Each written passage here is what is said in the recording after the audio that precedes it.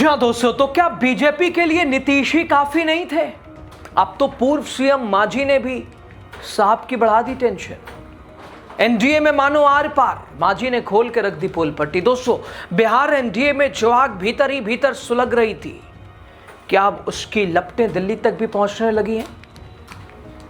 सब कुछ ठीक भी है और सब कुछ ठीक होने का दावा करने वाली ये गठबंधन, जिसकी कलई खुद मोदी सरकार के मंत्री जीतन राम मांझी, बिहार के पूर्व सीएम, उन्होंने ही खोल के रख दी है।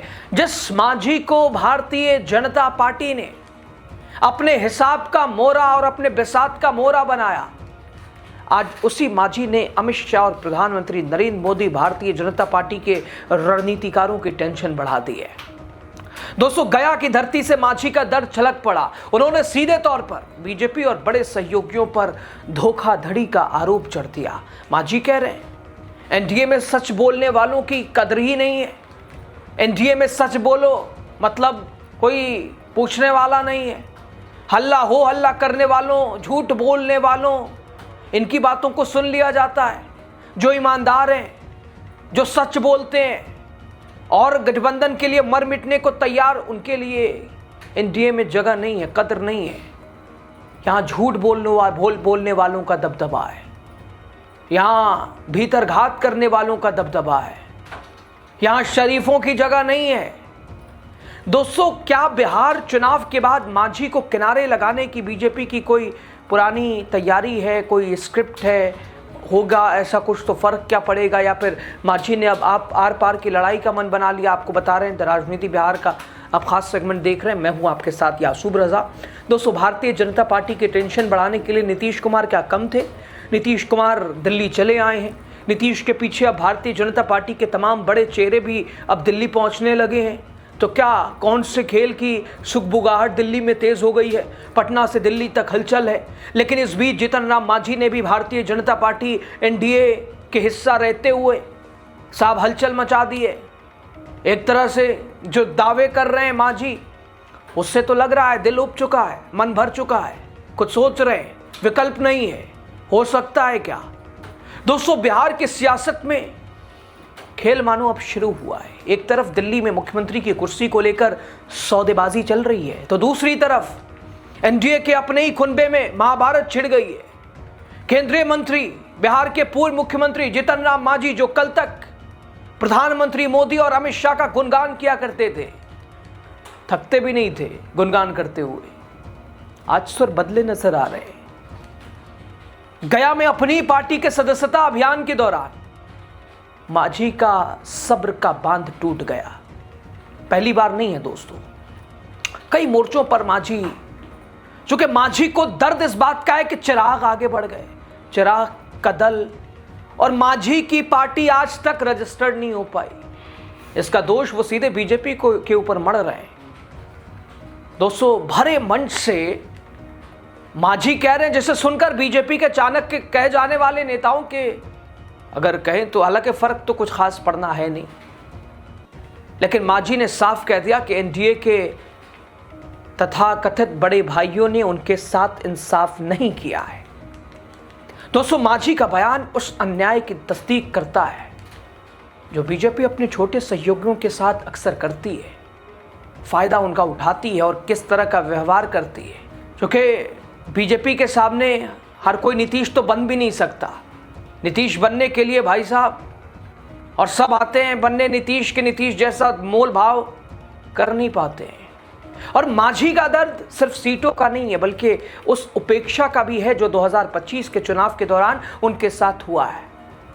मांझी ने तंज कसते हुए कहा कि जो झूठ का दिखावा करता है, जो हल्ला मचाता है, बीजेपी उन्हें सिर आंखों पर बिठाती है। लेकिन जो ईमानदारी के साथ पार्टी के साथ खड़ा रहता है, हर फैसलों में सिर झुका लेता है, हाँ करता है, जी करता है, वो महज चंद सीटों का उसके आगे टुकड़ा फेंक दिया जाता है। ये अपमान बार बार और कब तक सहना पड़ेगा? दोस्तों, मांझी का इशारा बिल्कुल साफ है। एनडीए में अब सिद्धांतों की कोई जगह नहीं है। खैर, मांझी को शायद देर आए दुरुस्त आए, अंदाजा तो हुआ।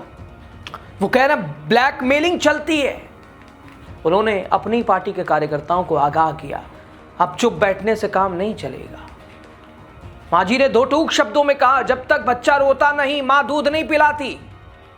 यानी मांझी अब एनडीए में रोने यानी बगावत का बिगुल फूंकने की तैयारी में है। अगर अपनी बात मनवानी है तो रोना पीटना पड़ेगा, हाथ पैर जोड़ना ओढ़ना नहीं पड़ेगा, करना है तो करना है। तो सवाल उठता है, क्या बीजेपी ने आखिर मांझी के साथ जो मांझी उपेक्षा कर रहे थे उसमें दरकिनार कर दिया है, खेल कोई कर दिया है? मांझी करेंगे क्या? और बीजेपी को फर्क क्या पड़ता है? बीजेपी छोटे दलों को सिर्फ इस्तेमाल करती है और इस्तेमाल करके फेंक देने वाली नीति पर चलती आ रही है।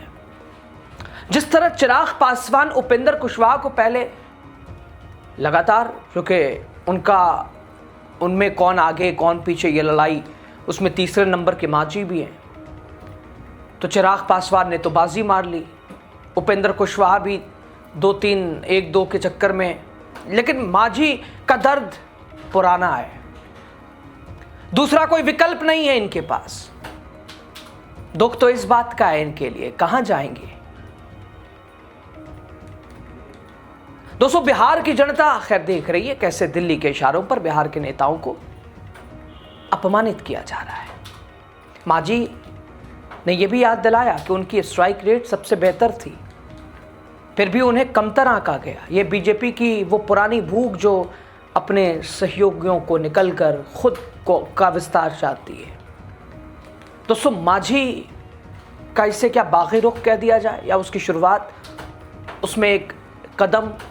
बिहार में नए सियासी समीकरण की आहट, एक तरफ नीतीश कुमार को राज्यसभा भेजकर बीजेपी की कुर्सी पर कब्जा करने की जो प्लानिंग है, जो सपना है, वो पूरा होने जा रहा है और 48 घंटों में बिहार को मुख्यमंत्री नया मिल जाएगा, लेकिन जो भी होगा वो बीजेपी का होगा, ये तो अब तय है। और दूसरी तरफ जीतन राम मांझी, क्या उन्हें भनक लग गई कि कैसे मोल भाव चलता है गठबंधन में और नीतीश कुमार क्यों हर बात उनकी मान ली जाती है और हम लोग छोटे जो दल हैं उन्हें बार बार क्यों वंचित रखा जाता है? और क्या इसीलिए अब मांझी कह रहे हैं कि तब तक बच्चा रोता नहीं तब तक उसे दूध नहीं मिलता है, तो वैसा करना पड़ेगा। खैर दोस्तों, क्या 21वीं सदी की राजनीति में मांझी अपने हक की लड़ाई, जो अपमान जिसे बता रहे हैं, क्या लड़ पाएंगे या बीजेपी का अहंकार उन्हें भी खामोश कर देगा? खैर दोस्तों, बहरहाल इन तमाम घटनाक्रमों पर, मांझी के इस तेवर पर आपकी राय बताइएगा आप ज़रूर।